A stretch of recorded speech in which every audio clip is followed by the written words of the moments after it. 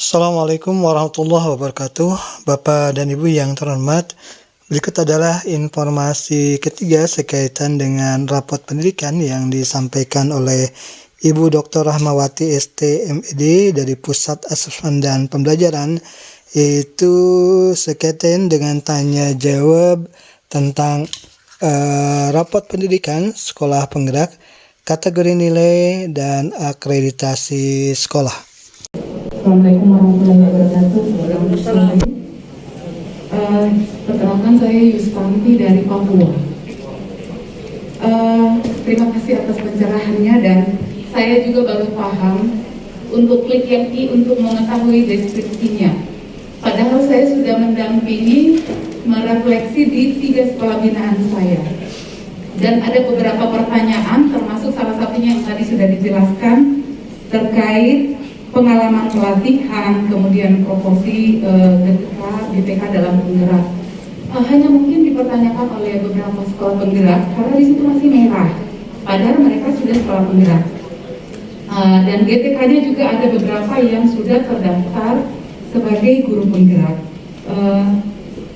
Mungkin nanti mohon dijelaskan kembali kenapa masih merah padahal sudah 1 tahun menjadi guru penggerak. Kemudian di dalam satu komponen itu ada bagian kompetensi GTK yang ditarik dari SIMPKD. Apakah akan ada periode pengujian kompetensi kepada guru? Karena di situ rata-rata kuning. Dan uji kompetensi itu sudah sangat lama berlalu. Mungkin kalau saya katakan sudah tidak relevan saat ini, sudah 2 kali mungkin berganti dari KBK, kemudian K13, kecuali uji kompetensi yang baru mau PPG. Itu yang kedua. Kemudian yang ketiga, dalam pos AN 2022, kalau tidak salah rencana jadwal AN itu di bulan Agustus untuk SMA. Apakah kepesertaan AN nanti itu sama dengan yang lalu untuk sekolah penggerak? Sekolah penggerak itu khusus diambil dari kelas 11 dan kelas 10.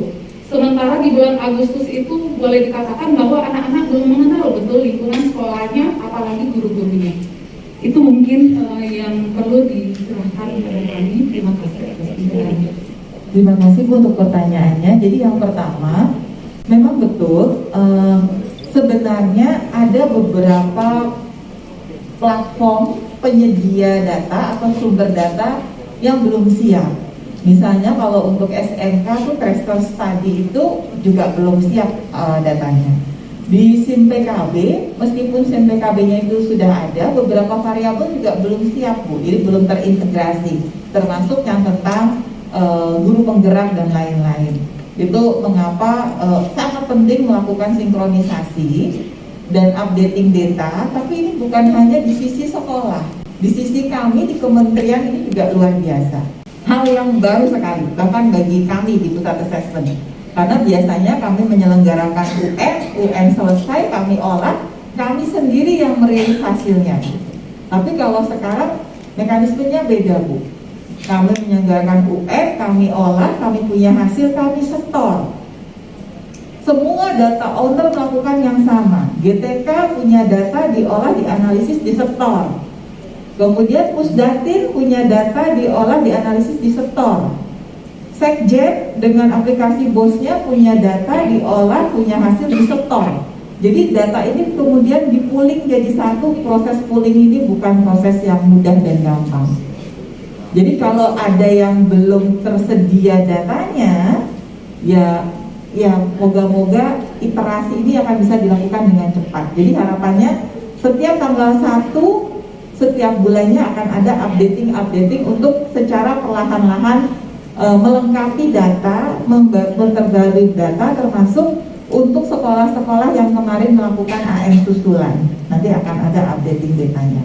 Itu untuk yang pertama. Kemudian mengenai AM 2022, SMA akan dilakukannya di pekan awal dari September. Selama Agustus, berbeda dengan yang tahun lalu, adalah jadwal khusus pengisian survei lingkungan belajar guru dan kepala sekolah. Jadi kalau dulu mengisinya barengan sama muridnya, ternyata muridnya rajin-rajin, guru sama kepala sekolahnya malah pada belum ngisi. Jadi sekarang dibalik, 1 bulan didedikasikan khusus pengisian survei lingkungan belajar guru dengan kepala satuan pendidikan.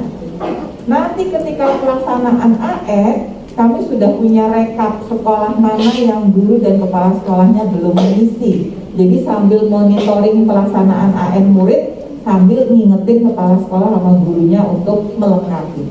Gitu. Bagaimana dengan sekolah penggerak? Betul, sekolah penggerak tahun ini baik kelas 11 plus kelas 10 ikut AN.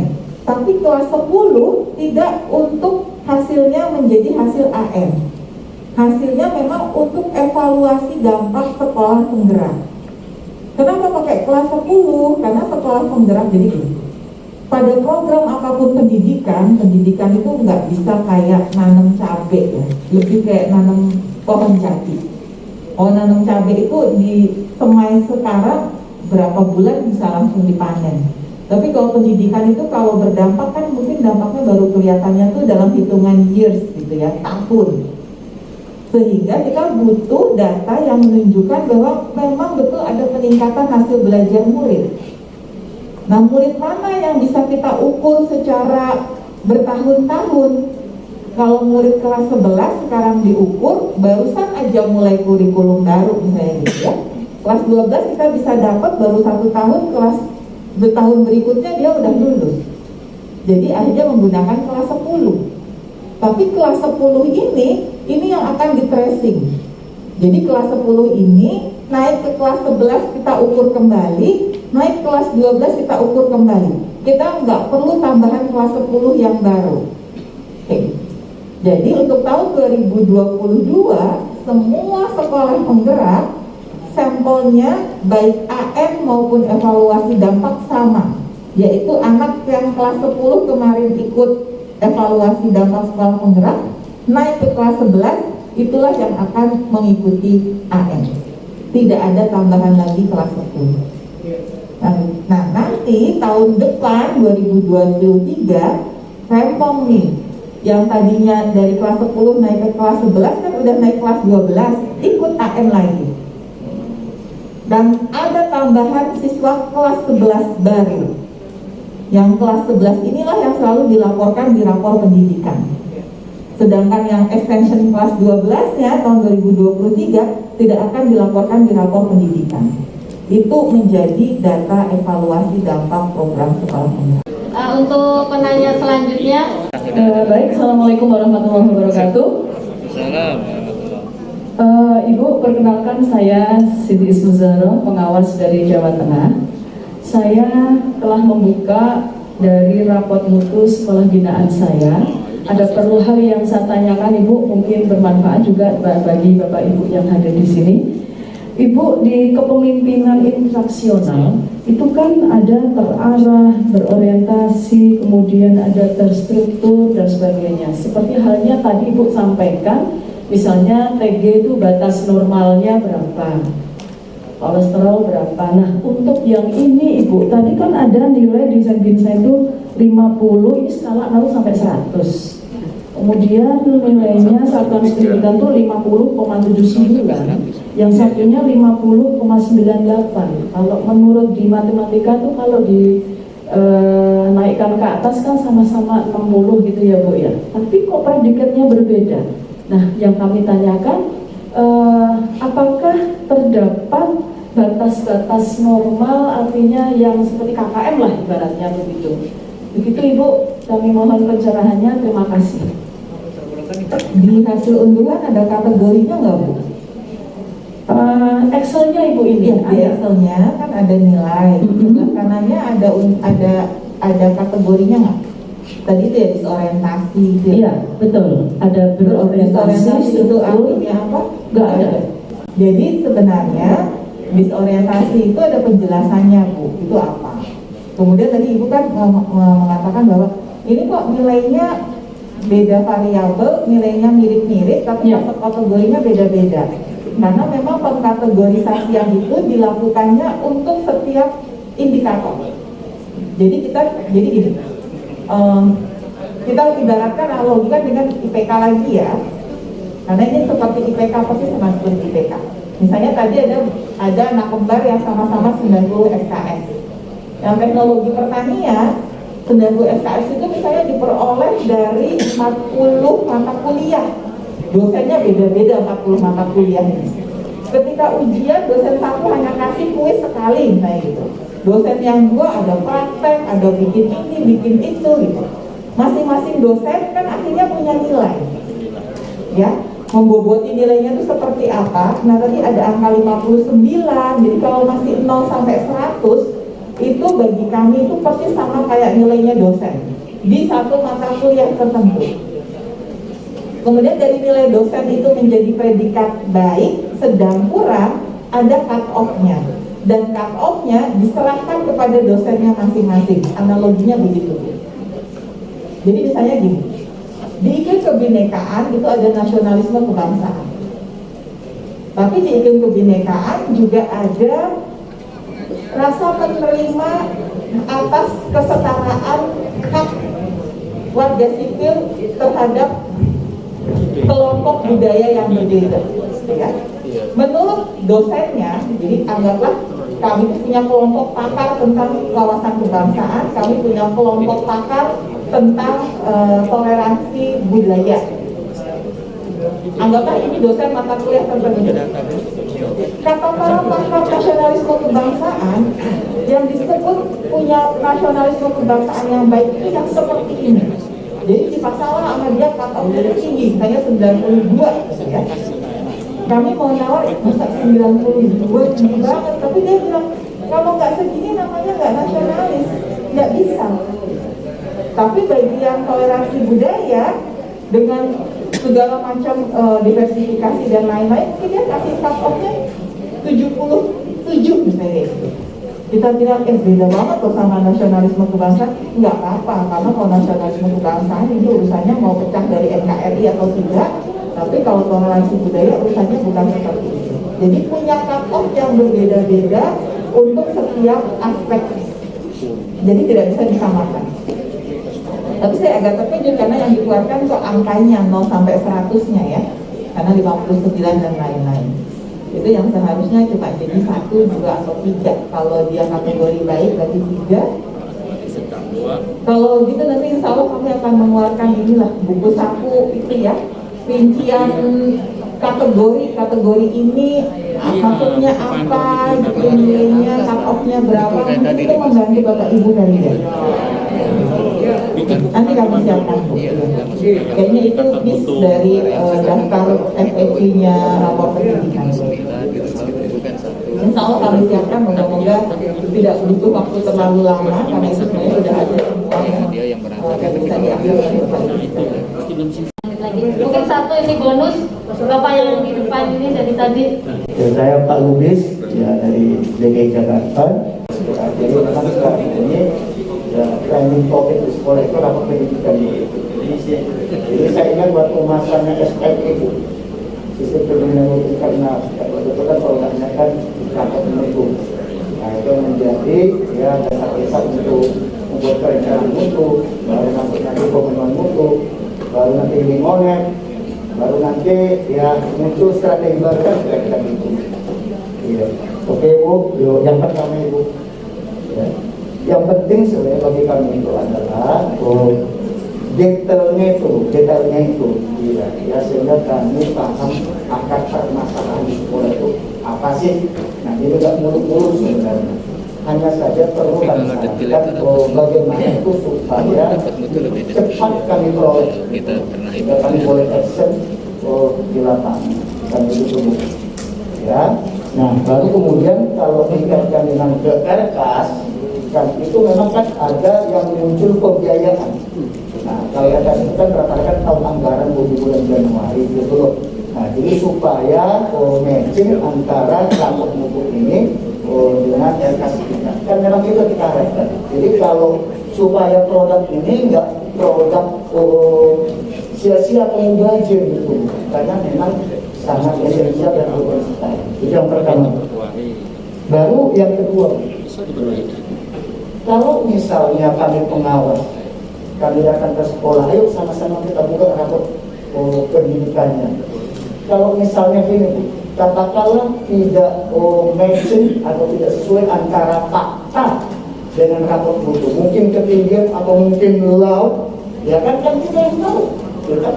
Kita itu kan karena kita udah bisa nembus sekolah kan gitu Bu, ya dari ujung rambut sampai itu kita udah paham sekolah itu. Kalau misalnya terjadi seperti itu, pertanyaan saya, bolehkah kita memverifikasi secara internal?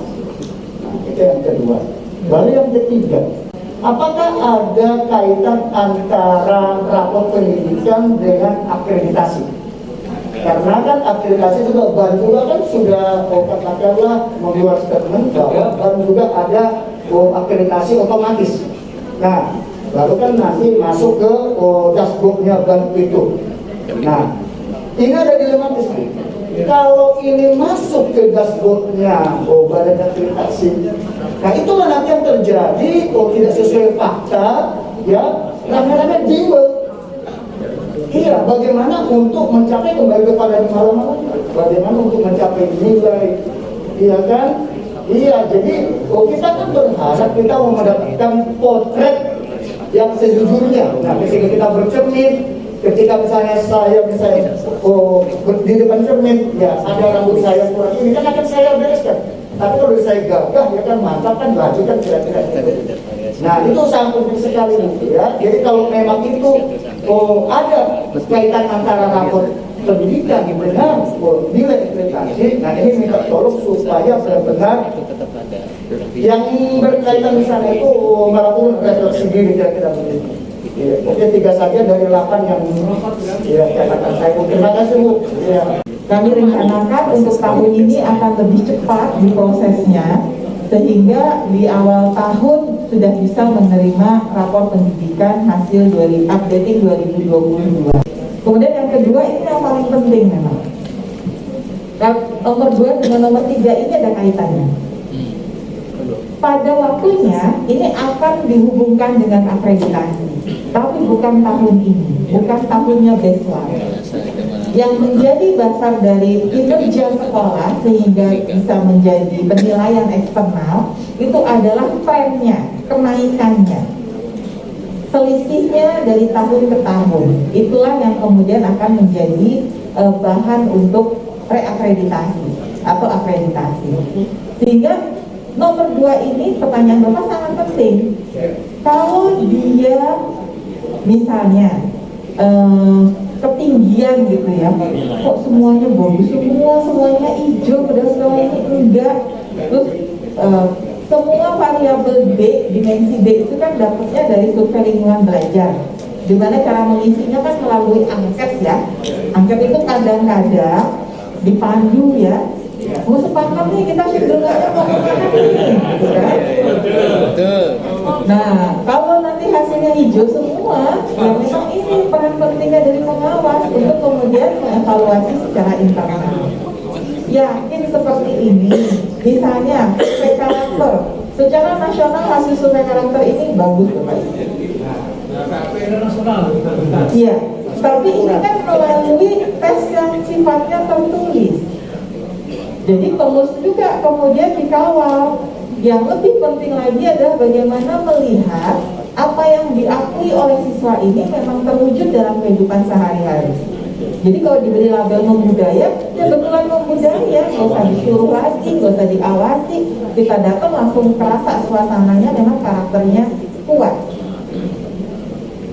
Nah, tapi ada juga kasus yang jarang kalau ini. Sebenarnya sekolahnya bagus kok hasilnya jelek, itu sebenarnya jarang banget gitu yang seperti itu ya. Nah yang seperti ini juga kemudian nanti bisa dilihat. Jadi gini, ada kecenderungan alhamdulillah aman Pak. Seperti apa sih alhamdulillah aman itu? Yang ternyata nggak ada kasus, tapi ya bukan karena direncanakan supaya tidak ada kasus. Itu yang alhamdulillah aman.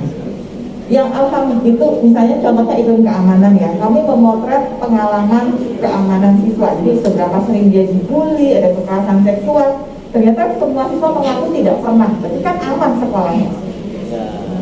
Tapi kok hasilnya jelek gitu ya? Karena kami mengukur hal yang lain. Apakah gurunya percaya diri? Kalau ada siswa mengalami kekerasan seksual, saya tahu bagaimana menanganinya. Saya tahu kepada siapa harus melaporkannya. Saya tahu bentuk hukuman yang pasti itu seperti apa. Itu kepercayaan diri. Bagaimana dia bisa percaya diri? Kalau dia punya konsepsi yang benar. Kalau di sekolahnya pernah ada program dan sosialisasi. Jadi bisa jadi dari segi pengalaman kekerasan seksual, perundungan, sekolah itu aman. Tapi dari kacamata iklim keamanan itu adalah sekolah yang alhamdulillah aman. Lalu nggak diapa-apain kok aman gitu ya. Harapannya kan tidak begitu. Aman itu adalah manifestasi dari kebijakan, upaya, kerja keras sekolah, sehingga aman itu tidak hanya untuk kondisi angkatan ini, angkatan tahun depan wallahu alam kan gitu. Seperti itu Pak. Jadi dan tadi dibutuhkan informasi mendetail.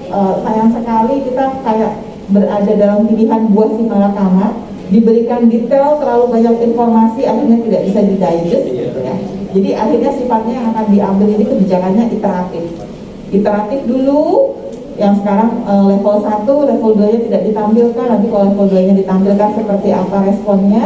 Nanti kalau bertahap akan muncul level 3, tapi aspeknya juga pada aspek-aspek tertentu yang bertahap. Fungsi utama Bapak Ibu semua adalah memastikan sekolah mau merefleksi. Entah itu merefleksi karena nggak berintegritas ketika mengerjakannya sehingga terlalu cakep gitu ya, atau merefleksi untuk menindaklanjuti hasil yang memang apa adanya hasil dari sekolah ini. Dan tidak mengecilkan hati dari para pengawas. Kalau para pengawas belum mendapatkan akun, ini bukan sengaja, ini karena memang dengan kondisi sekarang aja butuh waktu 4 bulan sampai launching, apalagi sampai memastikan semua mendapatkan akses sesuai dengan porsinya dan kewenangannya, itu akan membutuhkan waktu lebih lama lagi. Jadi sudah ada dalam jadwal, sudah ada dalam timeline. Nanti pasti Bapak Ibu akan mendapatkan kabar kapan Bapak Ibu bisa mengakses. Demikian Bapak dan Ibu, semoga bermanfaat, semoga menginspirasi Bapak dan Ibu, semoga menambah wawasan Bapak dan Ibu tentang rapat pendidikan khususnya dan umumnya tentang pendidikan di Indonesia saat ini. Terima kasih atas perhatiannya, mohon maaf bila ada salah dan keliru. Wassalamualaikum warahmatullahi wabarakatuh.